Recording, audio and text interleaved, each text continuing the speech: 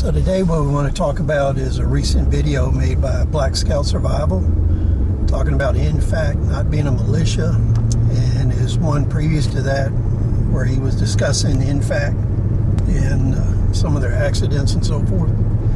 So what I want to do is make some comments on that discussion from a different viewpoint.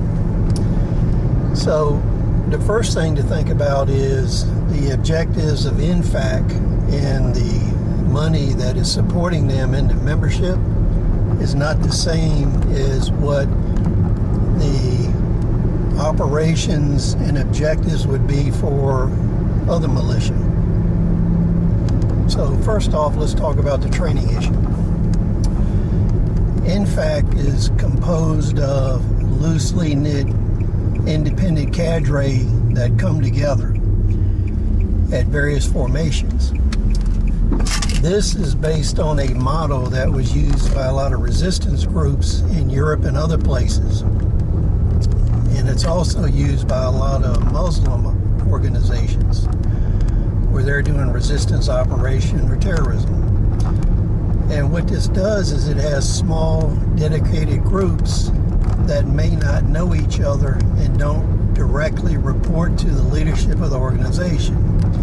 They receive a general order on things to do, but as far as independent operations, that's their forte. So they'll act and operate in their local area pretty much autonomously. That way, if the head's cut off, that's not a big issue. The second thing we want to talk about is Grandmaster J. Now, Grandmaster J, there's a lot of issues with his leadership style and whether he will be a long-term leader of this movement. And the way I approach this is, if NFAC has better leadership in the future, they'll be much more effective. Their training operations and their actual operations in the field will be much more effective. So at this point in time, Grandmaster J is operating under a cult of personality, where people are drawn to that and they enter into this organization. And what we have to remember is we're comparing a recently born organization against other militia groups that have been in operation for many, many years. So that's not a real fair comparison.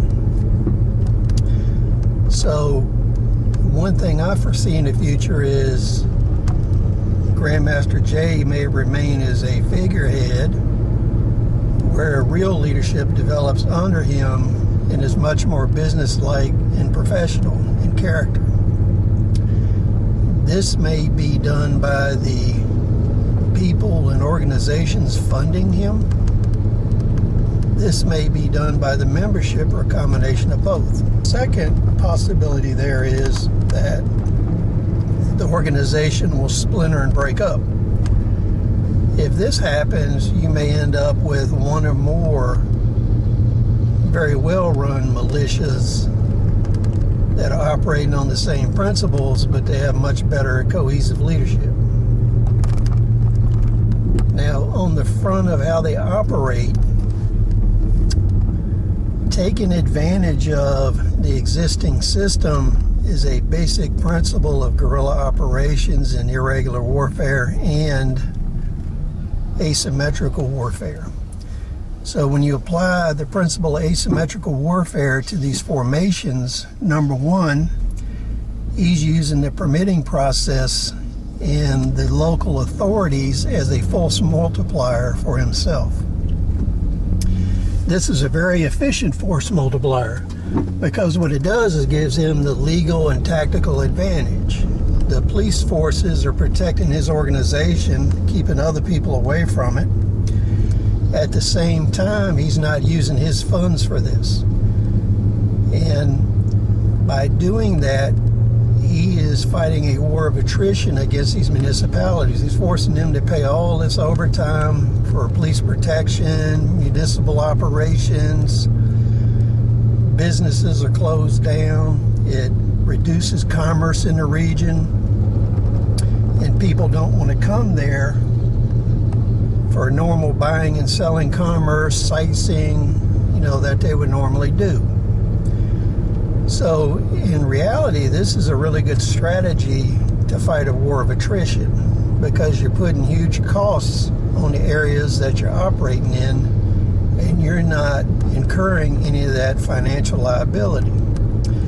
And the fact that the police are separating him from possible opponents, that's a big force multiplier, because that allows him to operate, train, improve, evaluate their forces, and to move ahead.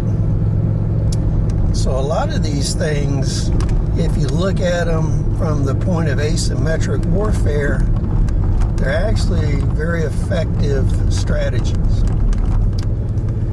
Now, one thing I've noticed a lot is different cadre within NFAC do very well training-wise. The majority of them don't.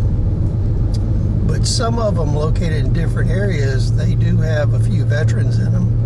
They have people that are in the firearms industry, and they have people that are shooters. These groups could provide the core training for the rest of the group over time.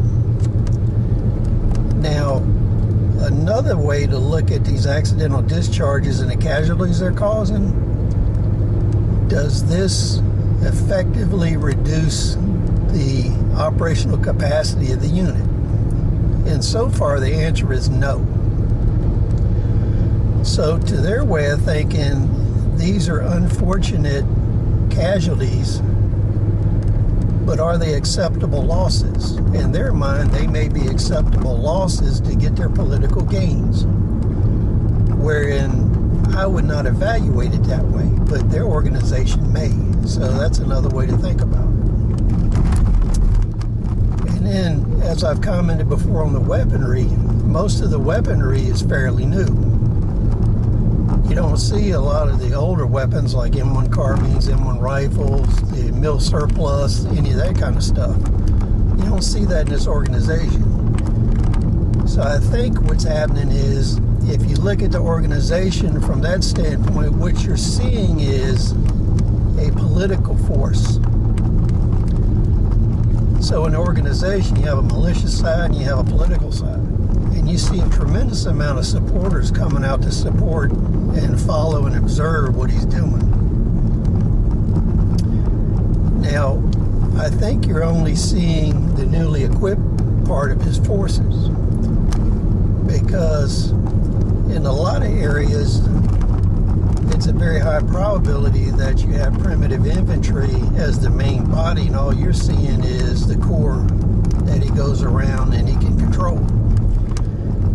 The problem with the primitive infantry, when you're drawing it from a huge area, is you don't have as much operational control.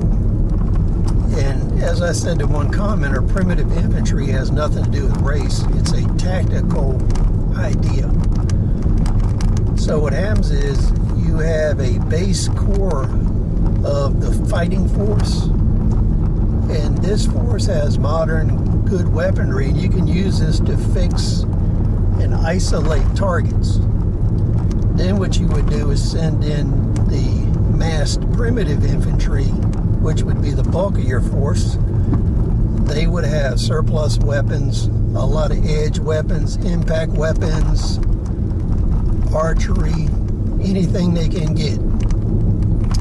You could very easily online order $5 and $10 machetes, have them delivered, and that could be a main force where it's all edge weapons, because it has two big advantages. Number one, felons can use a lot of those weapons. So edge weapons, impact weapons, and archery, in most states they can possess that. And unless they're using it in a crime, it is not a prosecutable offense to have that material. So a lot of ways, I think we're missing the point when we're looking at this organization. When I looked at other organizations in foreign lands and evaluated them, you have to evaluate them based on their objectives, how they operate, what are acceptable losses to them. And most of the time, this is a very different mindset than the one that we have as a nation. That's some of the things that I think we should look at closer. So when we get back to Black Scout survival, most of the videos he does I agree with. But in this instance, I think from an asymmetrical perspective, his analysis is not complete or correct. So when you look at NFAC from an asymmetrical viewpoint, I come to a very different conclusion than Black Scout survival does. And that's on the basis of what we've mentioned in the video, but also there's been no first contact. All organizations, normally they suffer from first contact. And when that occurs, they learn a lot of hard lessons fast, and either they improve greatly, very quickly, or they disintegrate. So in the future, eventually, if we have a first contact between NFAC and other militia groups, well, outcomes can happen. First contact goes very bad for NFAC. They learn a hard lesson. They learn a lot of hard lessons very quick. They adapt. They become much stronger and a much more viable force. The other avenue is they're successful in first contact. And this gives them more incentive and confidence to continue down the path they're going. The third possibility is first contact goes really bad and they disintegrate as an organization. And they break into splinter groups where you have much smaller organizations that some of them are very well trained and operate very efficiently, while others are pretty much political showboats. So please share your thoughts, rate, subscribe. We'll see you on the next video.